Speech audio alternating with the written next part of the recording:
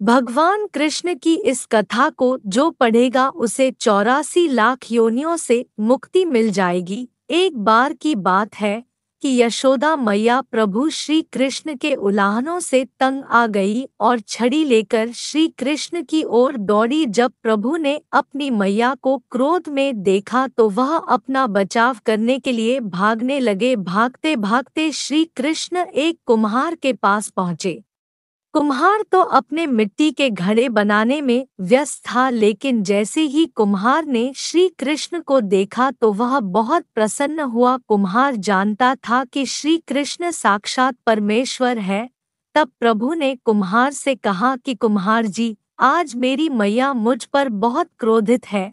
मैया छड़ी लेकर मेरे पीछे आ रही है। भैया, मुझे कहीं छुपा लो। तब कुम्हार ने श्री कृष्ण को एक बड़े से मटके के नीचे छिपा दिया। कुछ ही क्षणों में मैया यशोदा भी वहां आ गई और कुम्हार से पूछने लगी, क्यों रे कुम्हार, तूने मेरे कन्हैया को कहीं देखा है क्या? कुम्हार ने कह दिया, नहीं मैया, मैंने कन्हैया को नहीं देखा। श्री कृष्ण ये सब बातें बड़े से घड़े के नीचे छुपकर सुन रहे थे। मैया तो वहां से चली गई। अब प्रभु श्री कृष्ण कुम्हार से कहते हैं, कुम्हार जी, यदि मैया चली गई हो तो मुझे इस घड़े से बाहर निकालो। कुम्हार बोला, ऐसे नहीं प्रभु जी, पहले मुझे 84 लाख योनियों के बंधन से मुक्त करने का वचन दो। भगवान मुस्कुराए और कहा, ठीक है, मैं तुम्हें 84 लाख योनियों से मुक्त करने का वचन देता हूँ। अब तो मुझे बाहर निकाल दो। कुम्हार कहने लगा, मुझे अकेले नहीं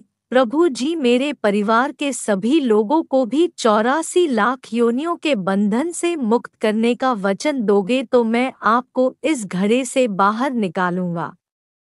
प्रभु जी कहते हैं, चलो ठीक है, उनको भी 84 लाख योनियों के बंधन से मुक्त होने का मैं वचन देता हूँ। अब तो मुझे घड़े से बाहर निकाल दो। अब कुम्हार कहता है, बस प्रभु जी, एक विनती और है, उसे भी पूरा करने का वचन दे दो तो मैं आपको घड़े से बाहर निकाल दूंगा। भगवान बोले, वो भी बता दे, क्या कहना चाहते हो? कुम्हार कहने लगा, प्रभु जी, जिस घड़े के नीचे आप छुपे हो उसकी मिट्टी मेरे बैलों के ऊपर लाद के लाई गई है। मेरे इन बैलों को भी 84 के बंधन से मुक्त करने का वचन दो। भगवान ने कुम्हार के प्रेम पर प्रसन्न होकर उन बैलों को भी 84 के बंधन से मुक्त होने का वचन दिया। प्रभु बोले, अब तो तुम्हारी सब इच्छा पूरी हो गई, अब तो मुझे घड़े से बाहर निकाल दो। तब कुम्हार कहता है, अभी नहीं भगवान, बस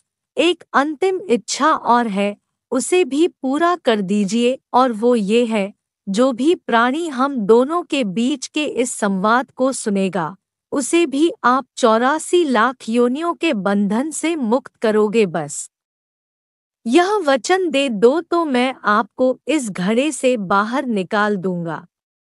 कुम्हार की प्रेम भरी बातों को सुनकर प्रभु श्री कृष्ण बहुत खुश हुए और कुम्हार की इस इच्छा को भी पूरा करने का वचन दिया। फिर कुम्हार ने बाल श्री कृष्ण को घड़े से बाहर निकाल दिया, उनके चरणों में साष्टांग प्रणाम किया, प्रभु जी के चरण धोए और चरणामृत पिया। अपनी पूरी झोंपड़ी में चरणामृत का छिड़काव किया और प्रभु जी के गले लगाकर इतना रोए कि प्रभु में ही विलीन हो गए।